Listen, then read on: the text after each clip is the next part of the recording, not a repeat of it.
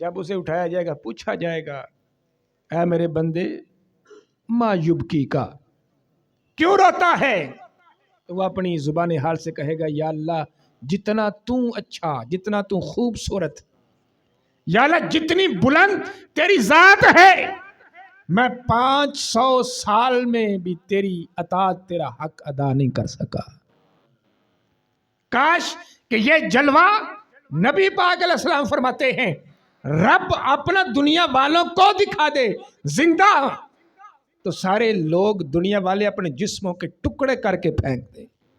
یا اللہ تیرے جلال، تیری خوبصورتی، تیرے جمال کے آگے ہم حق ہی نہیں ادا کر سکتے۔ یعنی اس قدر رب ذوالجلال کی ذات حسین ہے۔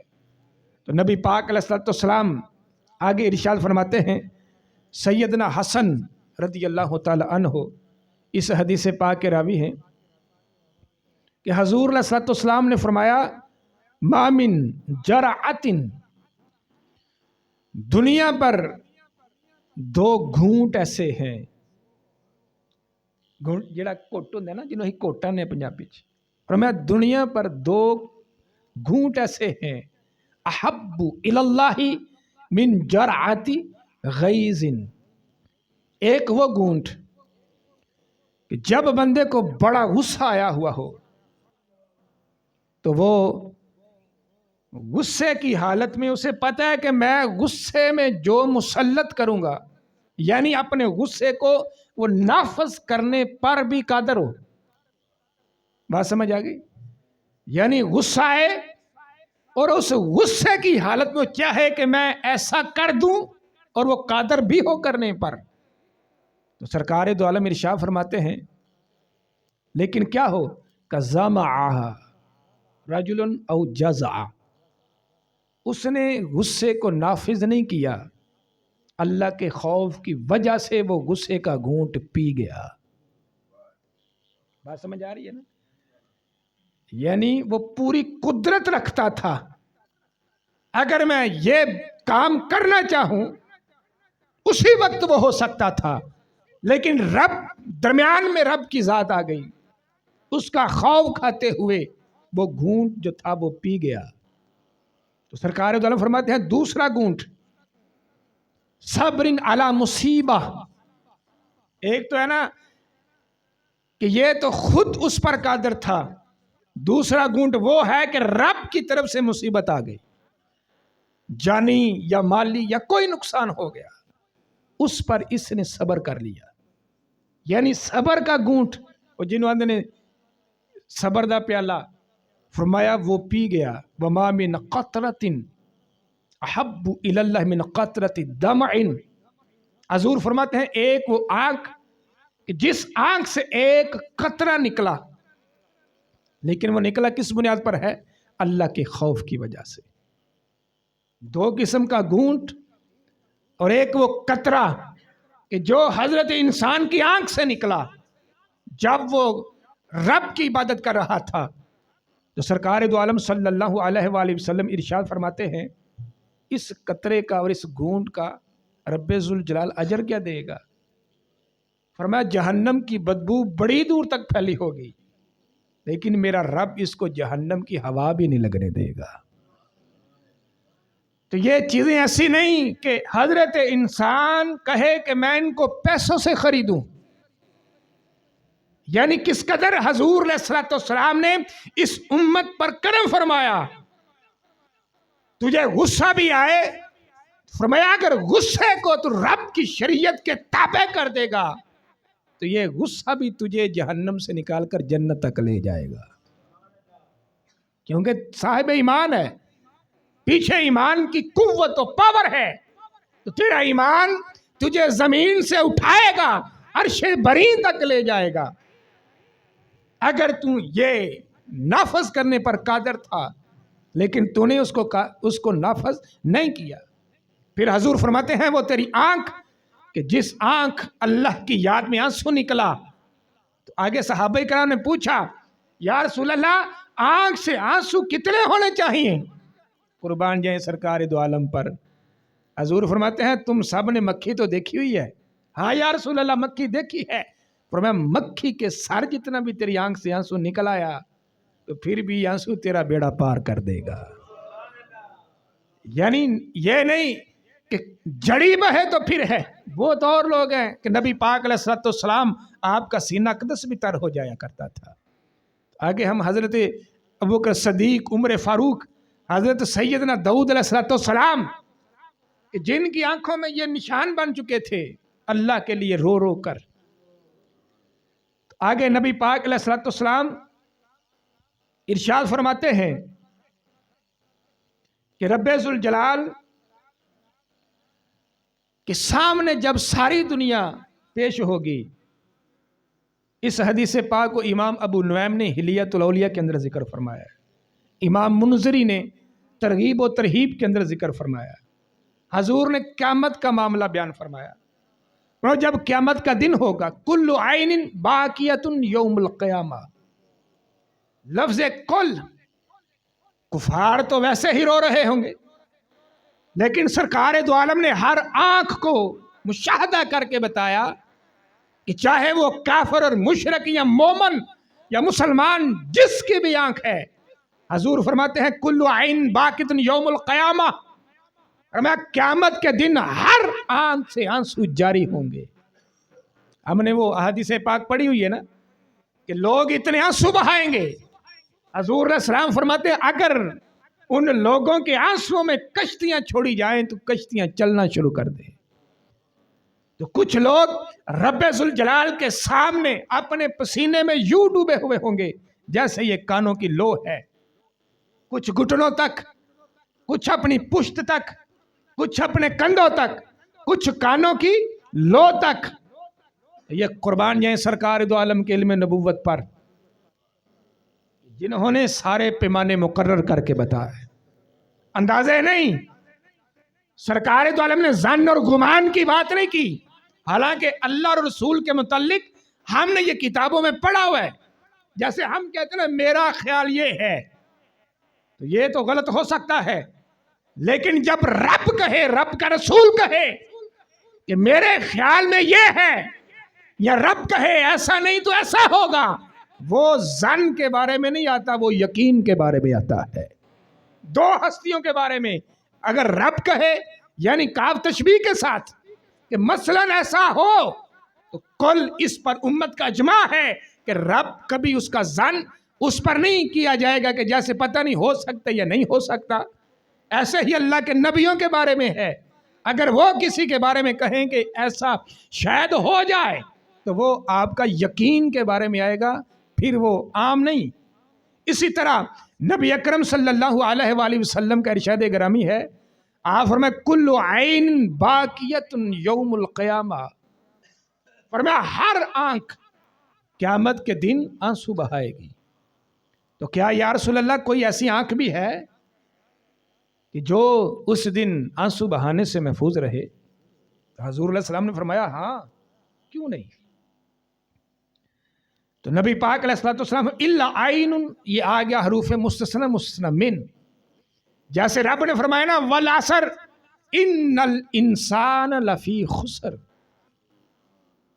اللہ جل وعلا نے مطلقاً حضرت انسان کا ذکر کیا، یعنی کہ ہر انسان خسارے میں ہے. تو ہر انسان میں تو نبی بھی آ گئے، ہر انسان میں اولیاء اکرام بھی آ گئے. تو یا اللہ نبی، ولی، غوث، کتب یہ بھی خسارے میں ہے. آگے رب نے فرمایا اتنی آیت نہ پڑھو، جب دوسری پڑھو گے تو تمہیں سمجھ آ جائے. رب نے کیا فرمایا الا الذین، یہ ہے حرف مستثنی مستثنی من. فرمایا الا الذین آمنوا، فرمایا نبیوں کی باتیں کرو. نبی ایمان ہی نہیں بلکہ نبی تو سارے ایمان کا مرکز ہے. نبی مستثنی ہو گئے، اولیاء مستثنی ہو گئے. پھر فرمایا یا اللہ کون ہے؟ فرمایا آمنو، جو بندہ بھی میرے نبی پر ایمان لے آئے گا، فرمایا وہ کبھی خسارے میں نہیں جائے گا. تو نبی پاک علیہ السلام نے بھی اپنے علم کی بنیاد پر بتایا، فرمایا ہر آنکھ آنسو بہائے گی. تو کیا کوئی بندہ کہہ سکتا ہے کہ کافر خسارے میں نہیں؟ نقصان میں ہے، مشرک نقصان میں ہے. اسی طرح حضور نے فرمایا ہر آنکھ روئے گی مگر دو آنکھیں ایسی ہیں جو قیامت کے دن نہیں روئیں گی. فرمایا وہ آنکھ اٹھا کر اپنے رب کا دیدار کر رہے ہوں گے. یہ مشکل کشائی ہے حضور کی کہ کمرہ امتحان میں بیٹھنے سے پہلے ہم تو کئی بار کہتے ہیں دنیا پر ایک شاگرد اپنے استاد سے بڑی محبت کرتا ہے کہ اس نے ہمیں پڑھایا ہے, ہم اس کے پاس پڑھے ہیں. استاد کا مذہب نہیں دیکھا جاتا, صرف اس کی ذات کو دیکھا جاتا ہے. اس نے ہمیں پڑھایا, ہم اس کے پاس پڑھے, تو یہ بڑی محبت کا ایک رشتہ ہے. لیکن آج تک کسی استاد نے یہ نہیں بتایا کہ کمرہ امتحان میں تمہارے پاس 100% یہ سوال آئے گا اور یہ اس کا جواب ہوگا. سارے پڑھے ہیں نا, ہم بھی پڑھتے رہے. استاد رہنمائی ضرور کرتا ہے کہ ہو سکتا ہے گیس کہ یہاں سے آ جائے, یہاں سے آ جائے, یہاں سے آ جائے. تو بعض کا ایسا ہوتا ہے وہاں سے کچھ بھی نہیں آتا. المختصر کہ بیٹا ساری کتاب کو پڑھنا ہے, آئے گا تو کتاب میں ہی آئے گا. یہ بھی میٹرک یا انٹر میٹرک تک, اس سے اوپر پتہ نہیں کون سی کتاب سے سوال دیتے ہیں, جواب کیا لکھنا ہے. کیوں جی دلان صاحب, یہ ساڑھے کو ماشاءاللہ ہے, اے نے بڑا بھائی میرا ماشاء, یہ سارے اور بھی ہے سارے دوست کالج لائف چ نہیں پتا پڑھنا کی یہ سوال کتوں ہونا ہے. لیکن قربان جائیے سرکار دو عالم تو حضور نے فرمایا تیرا پہلا کمرہ امتحان قبر ہے. ماسٹر صاحب ساڑھے کو ماسٹر ریٹائر ہیڈ ماسٹر دوجے یہ میرا خیال ہے ٹورے. تو حضور علیہ الصلوۃ والسلام نے فرمایا کمرہ امتحان قبر ہے. فرمایا اس پر سوال 3 ہوں گے. جیسے دنیا تے کمپلسری ان کمپلسری سوال, یعنی کوئی لازمی تو غیر لازمی. لازمی کرنا ہے, لازم پاس ہوگو گے, نہ کرو گے فیل ہو جائے. حضور نے نام لے کر تیاری کروائی, یہ سوال ہوں گے. تو پھر سرکار دو عالم نے قبر ہی نہیں برزخ, کبھی اس پر بھی انشاءاللہ لے کر آئیں گے موضوع کہ برزخ میں روح کیا کیا کرتی ہے. ہمیں تو خبر نہ ہوتی اگر سرکار دو عالم نہ ہوتے. یہ ایک جہان وہ ہے جو ہم کر کے آ گئے, جس کو نفس الامر یعنی روح, سارے یہی بیٹھے ہیں نا, ایسی اتھے انج بیٹھے ہیں. حضور نے فرمایا یا رسول اللہ ایسا ملاقات ساڑی جڑی دنیا تے کیویں میں, فرمایا ایسی روح میں چنجی بیٹھے. جو کچھ ہم روحوں میں تھے دنیا پر آ کر ہم ویسے ہی کرتے ہیں. جیڑا ساڈا یار سجن دوست بیلی پرا, اور میں جو روح میں اس نے دنیا تے آ گئے. جمعہ پڑھن آئے ہو, اس نے اتھے بھی جمعہ پڑھیا ہے. یہ حضور دا حکم ہے. دوجا جان کیڑا ہے دنیا دا جتھے بیٹھے ہیں. تیجا جان کیڑا ہے عالم برزخ. حضور علیہ الصلوۃ والسلام نے لکھاں بار تعلیمات دیتی دنیا دی, ایدوں زیادہ بار حضور نے برزخ کی تعلیم بتائی وہاں پر کیا ہے. تو یہاں پر نبی علیہ الصلوۃ والسلام نے قیامت کے حال کو بیان کیا. فرمایا اے میرے ماننے والوں ساری آنکھیں اس دن روئیں گی, کوئی آنکھ ایسی نہیں جو آنسو نہ بہائے. اگر تم چاہتے ہو کہ تمہاری آنکھ آنسو نہ بہائے تو پھر میں تمہیں یہ کام بتا رہا ہوں وہ کر کے آنا. انشاءاللہ تمہاری آنکھیں آنسو نہیں بہائیں گی بلکہ اپنی آنکھوں سے رب کا دیدار کرو گے. کمرہ امتحان ہے نا, ہم نے دیکھا نہیں. یہی پیپر کا مقصد ہوتا ہے کہ ہم نے ٹھیک ہے جی فلاں دن پیپر ہے اس میں سے یہ آئے گا, لیکن قربان جائیں حضور علیہ الصلوۃ والسلام کی. اس لیے تو حضور نے فرمایا ہے ہم اپنے استاد کو ماسٹر کو معلم کہتے ہیں. حضور نے اپنے بارے میں کیا فرمایا, انما انا بعثت معلما. بات سمجھ آ رہی ہے نا. حضور نے پہلا جملہ بولا, فرمایا میں کسی سے پڑھ کر نہیں بلکہ میں سب کچھ پڑھانے کے لیے آیا ہوں.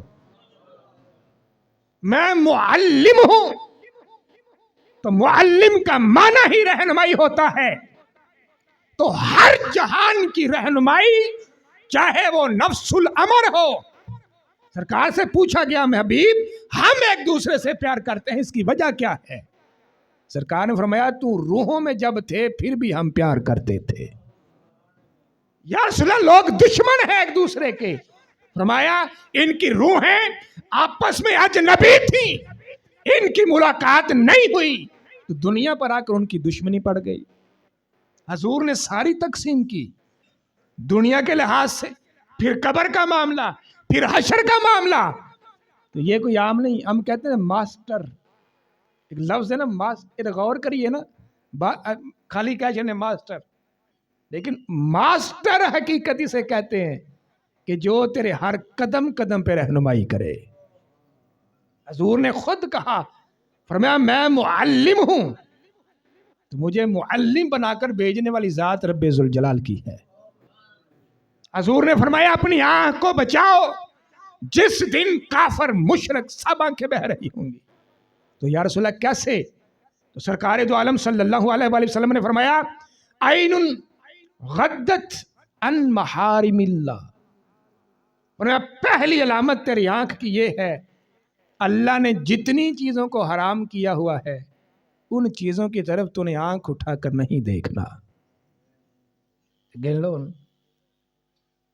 انہوں نے گن لو، وہ سمجھ آ جائے گی۔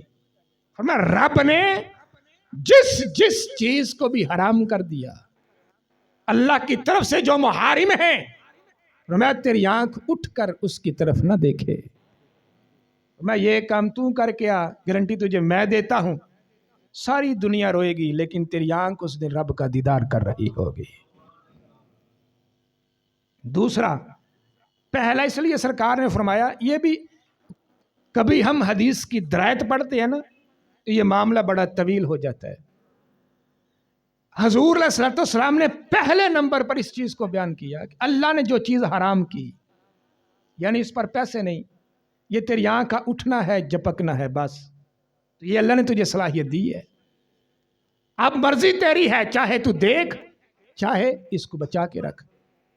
تو دوسرا جو مرحلہ تھا وہ ہے یعنی کہ جیسے ہمارے فوجی ہیں، حلال فوجی سمجھتے نا، خیر وعین سائرت فی سبیل اللہ، جو اللہ کی سرحدوں پر، اسلامی ملک کی سرحد پر پہرا دیتے ہوئے آنکھ جاگی ہو۔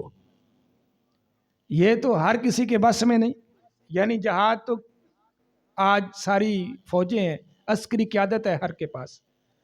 تو جو پہلا جملہ تھا حضور علیہ السلام نے فرمایا اس میں صرف فوجی نہیں، اس میں جس نے بھی کلمہ پڑھ لیا وہی اس کا ثواب پا سکتا ہے۔ وہ کیسے؟ فرمایا تو نے ہر حرام سے اپنی آنکھ کو بچا کر رکھنا ہے۔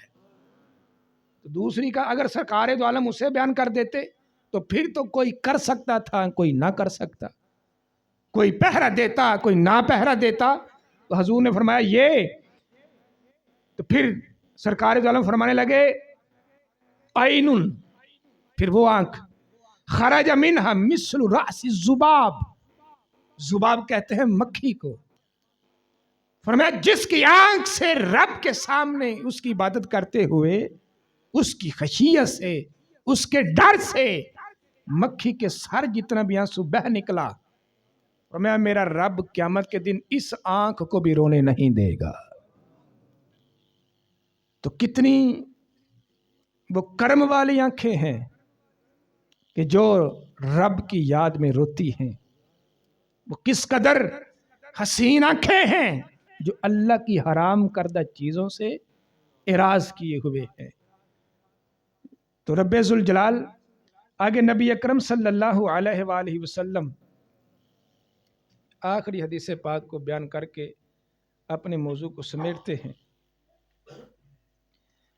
کہ حضرت امام محمد بن المنقدر، یہ سارے صحابہ کرام کا بھی اس میں طریقہ کر موجود رہا، انہوں نے اپنی زندگی کے شب و روز کیسے گزارے۔ تو یہ حضرت امام محمد بن المنقدر جو ہیں یہ تابعی رسول ہیں، یہ تابعی رسول۔ تو مسجد نبوی شریف میں حدیث پاک پڑھانے کا جو مجمع لگتا تھا، امام محمد بن منقدر یہ ساری زندگی حضور کے قبر کے پاس بیٹھ کر حدیث پاک پڑھاتے رہے ہیں۔ تو سیر اعلام النبلاء کے اندر علامہ ذہبی نے لکھا، ان کو نا جیسے جسم ایک رشا طاری ہو جاتا تھا، چہرے کی کپ کپاہٹ، یعنی کہ بندہ ایسی حالت میں بات نہیں صحیح کر سکتا، سمجھ نہیں آتی، تو آپ اٹھ کر اپنے چہرہ مبارک کو سرکار دو عالم کی قبر پاک سے مس کرتے، خد کہتے ہیں ان گالوں کو، علی قبر رسول اللہ صلی اللہ علیہ وآلہ وسلم، اپنے دونوں گال سرکار کے روزے کے ساتھ مس کرتے تو بالکل آپ ٹھیک ہو جاتے تھے۔ آپ کے حلقے میں بیٹھنے والے مسجد نبوی شریف حضور کے روزے کے قریب آپ سے پوچھتے، اے امام محمد بن المنقدر، ہمیں بھی بتاؤ کہ آپ قبر رسول علیہ الصلوۃ والسلام سے اپنا چہرہ کیوں مس کرتے ہو؟ تو پھر انہوں نے، علامہ ذہبی نے کہا، حالانکہ علامہ ذہبی کا نسب کھولا جائے تو بعض لوگ تو ایسے ہیں ان کی دھجیاں اڑ جائیں۔ علامہ ذہبی ابن تیمیہ کا شاگرد رشید ہے۔ ابن تیمیہ وہ ہے جس نے یہ بنیاد رکھی ہے نبی پاک علیہ الصلوۃ والسلام کی گستاخیوں کی، نبیوں کے مقام کو کم کیا۔ تو علامہ ذہبی کے سامنے جب یہ سارے معاملات آئے تو کہنے لگے، اے ابن تیمیہ، بے شک تو میرا استاد ہے، لیکن یہاں آ کر تیری راہ اور ہے، میری راہ اور ہے۔ انہی کتاب میں لکھا ہوا سیر و اعلام اسماء و رجال پر بہت بڑی اور مستند لکھی ہوئی کتاب۔ تو جب امام محمد بن منقدر آپ کہنے لگے، تم دیکھتے نہیں کہ جب میں اٹھتا ہوں تو میرے منہ سے بات بھی نہیں نکلتی، زبان میں لکنت، میرے چہرے پہ کپ کپی، تو جب میں سرکار کے روزے سے چہرہ مس کر کے پیچھے آتا ہوں تو مجھے رب پھر شفا عطا فرما دیتا ہے۔ میں صرف قبر کے ساتھ میں اپنا چہرہ اس لیے مس کرتا، استعینتو، لفظ ہے نا جیسا نستعین، یہی لفظ بولے، استعینتو بقبر النبی صلی اللہ علیہ وآلہ وسلم۔ اور میں لوگ اوروں سے مدد چاہتے ہیں، میں سرکار کی قبر سے مدد چاہتا ہوں کہ یا اللہ میری اس بیماری کو دور فرما۔